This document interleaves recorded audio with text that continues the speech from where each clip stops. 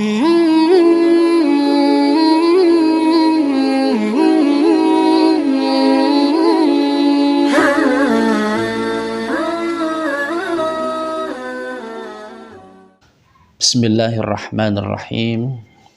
Assalamualaikum warahmatullahi wabarakatuh. Alhamdulillah. Assalatu wassalamu ala rasulillah wa ala alihi wa sahbihi wa mawalah. Wa la hawla wa la quwwata illa billah. Asyhadu an la ilaha illallah wahdahu la syarikalah. Wa asyhadu anna Muhammadan abduhu wa rasuluh. Allahumma salli ala Muhammad wa ala alihi wa ashabihi wa man tabi'ahum bi ihsanin ila yaumiddin, amma ba'd. Pemirsa yang dimuliakan Allah Subhanahu wa taala, kembali pada kesempatan kali ini kita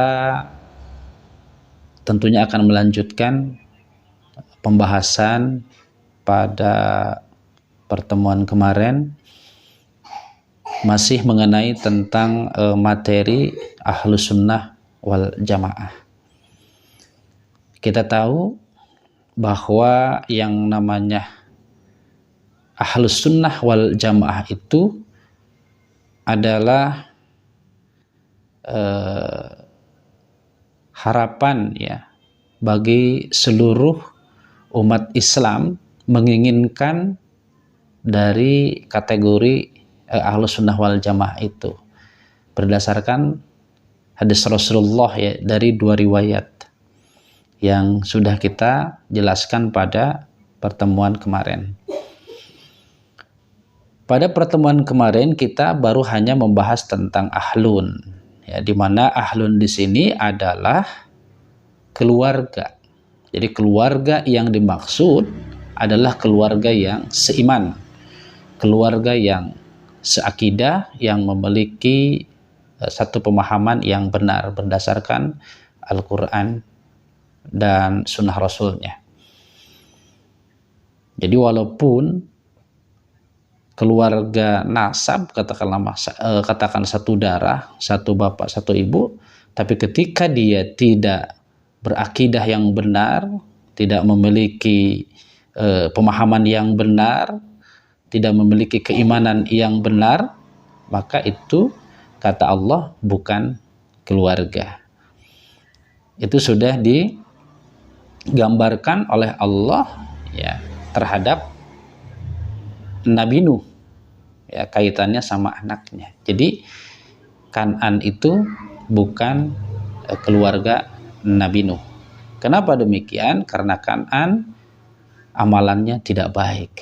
Artinya akidahnya salah, keimanannya salah, pemahamannya salah, tidak sesuai dengan ajaran Allah dan Rasulnya. Itu yang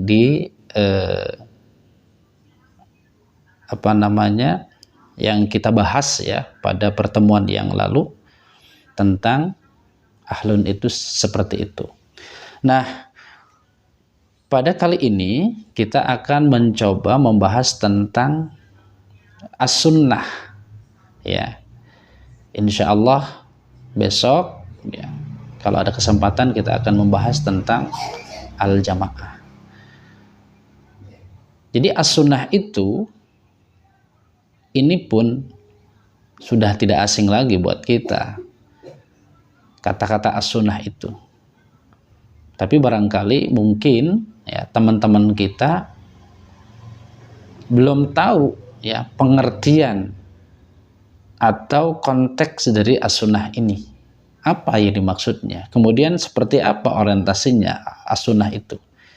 Ini yang penting yang harus kita kaji secara mendalam. Ya, supaya tidak salah kaprah. Karena kalau salah kaprah bahaya ini. Karena ini tidak main-main ya. Karena Ahlus Sunnah wal Jamaah itulah yang termasuk golongan yang akan masuk ke dalam surga, golongan yang akan selamat. Maka kita mesti tahu dulu ya, kita ilmuin dulu apa itu as-sunnah, sehingga nanti kita akan bisa mempraktekannya dengan benar. Ketika kita tahu ilmunya, maka dalam prakteknya, dalam beramalnya pun kita akan benar insya Allah. Coba kita buka di surat Al-Isra ayat yang ke-77. Ini berkaitan dengan bahasa as-sunnah, ya, atau kata-kata sunnah. Teman-teman silakan dibuka surat Al-Isra. Itu adalah surat yang ke-17 ayatnya yang ke-77. Kita baca, A'udzubillahi minasyaitonirrajim. Bismillahirrahmanirrahim. Sunnata man qad arsalna qablaka min rusulina wa la tajidu li sunnatina tahwila. Dan demikianlah yang namanya sunnah itu adalah sebuah ketetapan dari Allah yang ditujukan bagi siapa? Bagi para rasul kami yang kami utus sebelum engkau, dan tidak ada engkau dapati sebuah perubahan atas ketetapan kami. Nah, ini kata Allah. Jadi jelas bahwa yang namanya sunnah atau as-sunnah itu adalah sebuah ketetapan Allah. Ketika berbicara sebuah ketetapan, pada video-video yang lalu kita telah membahas tentang takdir. Jadi sama halnya takdir itu adalah sebuah ketetapan Allah, di mana takdir itu ada dua ketetapan, ya. Ada sebuah ketetapan yang dipaksakan, kemudian ada ketetapan yang ditawarkan. Ada sebuah ketetapan yang sudah tidak bisa dikotak-katik lagi, tapi ada ketetapan yang memang bisa dirubah, bisa dikotak-katik. Itu dalam materi tentang takdir. Jadi ada kaitannya dengan sunnah. Jadi sunnah itu adalah sebuah ketetapan Allah. Dalam hal ini ketetapan yang tidak bisa dikotak-katik. Artinya ketetapan yang sudah baku, ketetapan yang dipaksakan. Memang mesti seperti itu. Yang dimaksud dengan sunnah di sini ketetapan yang tidak bisa dirubah. Apa itu yang dimaksud? Yang pertama adalah kaitan dengan ajaran Allah. Jadi Allah menurunkan sebuah ajaran untuk para rasul, yang ketika kita gali, isinya itu tidak akan adanya sebuah perubahan. Sudah baku, tidak bisa dikotak-katik lagi oleh manusia. Jadi ketika ada seseorang yang berani mengotak-ngatik ajaran Allah, mengotak-ngatik hukum-hukum Allah, maka mereka ini sudah murtad. Dan ini kerjaan orang Yahudi. Orang Yahudi itu dia tugasnya gitu adalah merubah kalam Allah. Minal ladzina hadu yuharrifunal kalima amma wad'ihi. Itu kata Allah. Jadi sebagian orang Yahudi itu adalah merubah kalimat-kalimat Allah dari posisi yang sebenarnya. Jadi dirubah. Ajaran Allah itu dirubah oleh orang Yahudi. Nah, sementara kata Allah, yang namanya ajaran Allah itu tidak akan pernah bisa dirubah. Hukum-hukum Allah itu jangan coba-coba Anda merubahnya. Dan tidak akan pernah bisa gitu. Sekalipun dikotak-katik aja itu pasti ketahuan. Tidak akan pernah bisa. Jadi sunnah itu adalah sebuah ketetapan Allah berupa ajaran yang diberikan, diamanatkan kepada para rasul. Dan itu tidak beda, ya sama semuanya. Dari mulai Nabi Adam sampai kepada Nabi Muhammad itu sama, ajarannya sama, yaitu mentauhidkan Allah. Jadi tidak ada bahasa gitu ya, membeda-bedakan gitu. Ajaran Yahudi, kemudian Nasrani, kemudian Islam. Jangan memahami bahwa Yahudi dan Nasrani kemudian Islam itu ajarannya yang berbeda, itu tidak. Itu sama ajarannya itu. Secara substansinya sama, adalah mereka itu agar senantiasa mentaati dan mentauhidkan Allah. Substansinya begitu, ajaran pokoknya begitu. Itu yang pertama. Jadi sunnah yang pertama itu adalah tentang ajaran Allah atau hukum-hukum Allah lah, seperti itu. Jadi tidak bisa, ya, tidak bisa untuk dirubah, tidak bisa dikotak-katik ajaran Allah dan hukum-hukum Allah itu. Jadi ketika digabung, ya, ahlus sunnah itu adalah keluarga yang berquran, keluarga yang mengikuti ajaran Allah, keluarga yang senantiasa mengikuti hukum Allah. Itu yang dimaksud dengan ahlus sunnah. Nah, dalam prakteknya mengikuti hukum Allah, mengikuti ajaran Allah itu tidak bisa kita mempraktekkan secara sendiri. Harus lewat siapa? Harus lewat para rasul. Karena setiap rasul itu kan ada umatnya.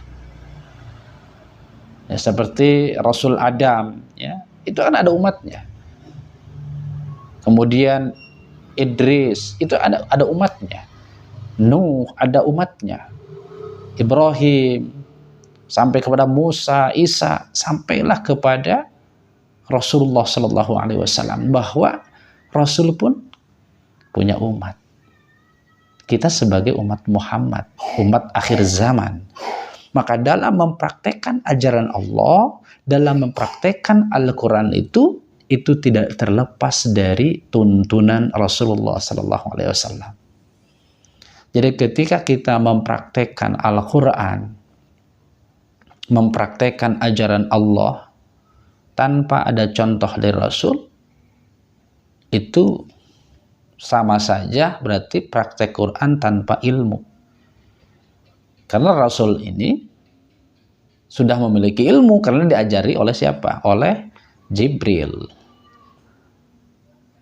Jadi Rasul sudah menguasai ilmu Allah, sudah menguasai Al-Quran. Sehingga Allah mengutus Rasul itu agar apa? Agar menyampaikannya kepada manusia seluruhnya. Supaya manusia itu paham betul sesuai dengan konteks.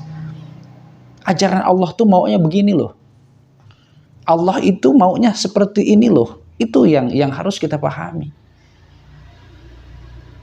Jadi ketika kita mengakui, ya, saya ini Islamnya adalah Islam ahlus sunnah, berarti kalau kita memahami tentang ahli sunnah, ya, yang dimaksud di sini berdasarkan ayat-ayat Allah itu berarti mereka-mereka atau keluarga yang berquran, keluarga yang siap mengikuti ajaran Allah. Nah, dalam prakteknya itu harus mengikuti apa yang sudah dicontohkan oleh Rasulullah Shallallahu Alaihi Wasallam. Karena makna dari sunnah yang kedua itu adalah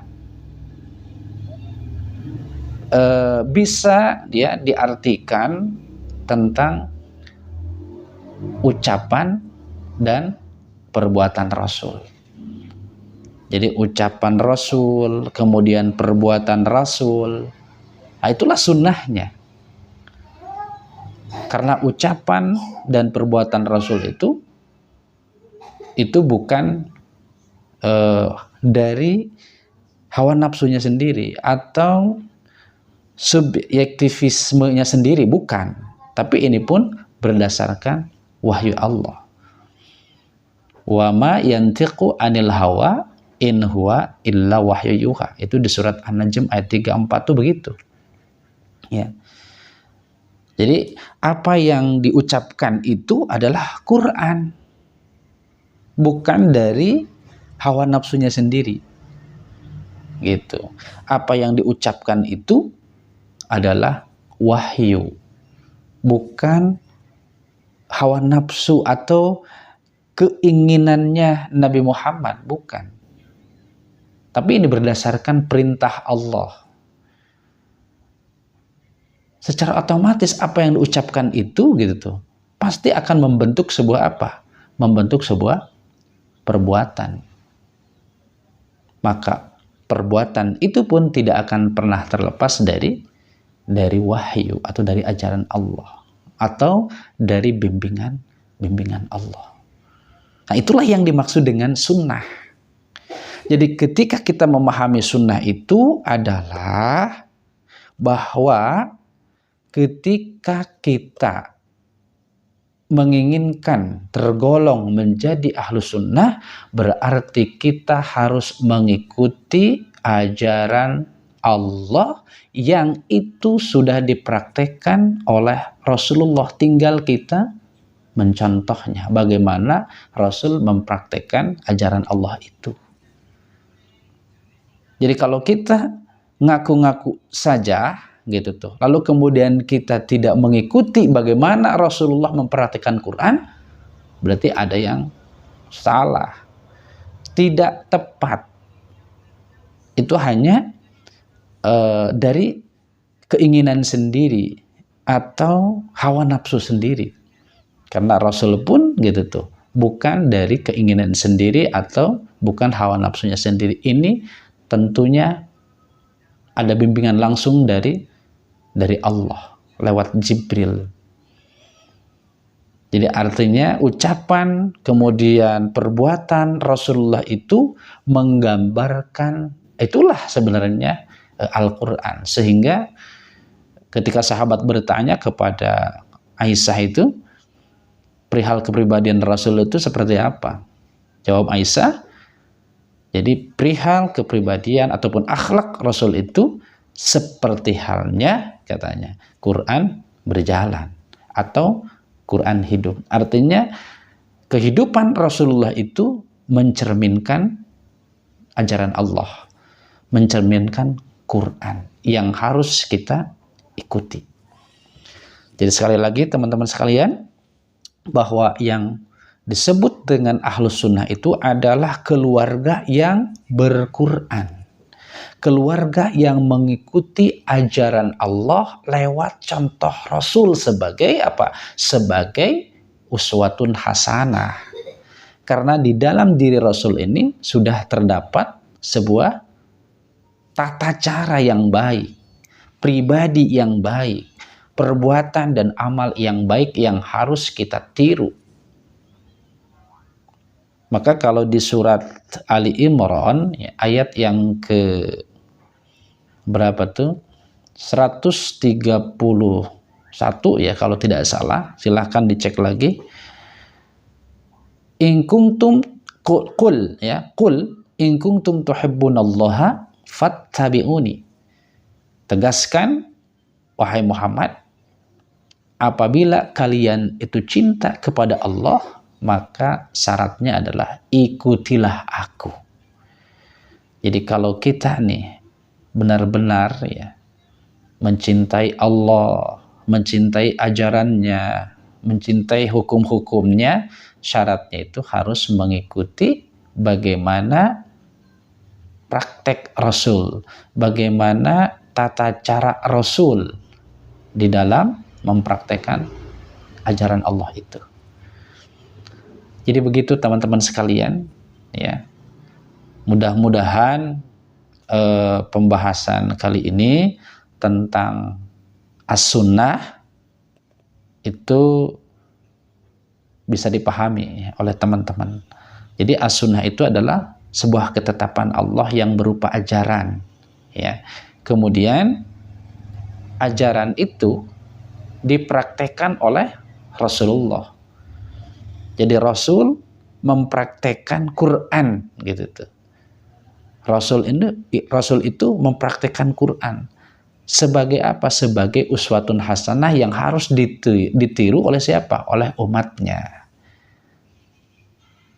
Jadi ketika digabung ya, tentang ahlu sunnah, berarti ahlu itu adalah keluarga, kemudian as-sunnah itu adalah sebuah ketetapan Allah yang berupa ajaran yang diberikan kepada Rasul untuk dipraktekkan sebagai apa? Sebagai contoh, sebagai uswatun hasanah. Jadi ahlu sunnah itu keluarga yang beriman, yang seakidah dalam sama-sama mempraktekkan Al-Quran dengan mengikuti contoh dari Rasulullah Sallallahu Alaihi Wasallam. Demikian teman-teman sekalian, kurang lebihnya mohon maaf dan terima kasih atas segala perhatian dan selalu menyimak ya dari kajian ini. Insya Allah bermanfaat untuk kita semuanya. Billahi taufiq wal hidayah. Assalamualaikum warahmatullahi wabarakatuh.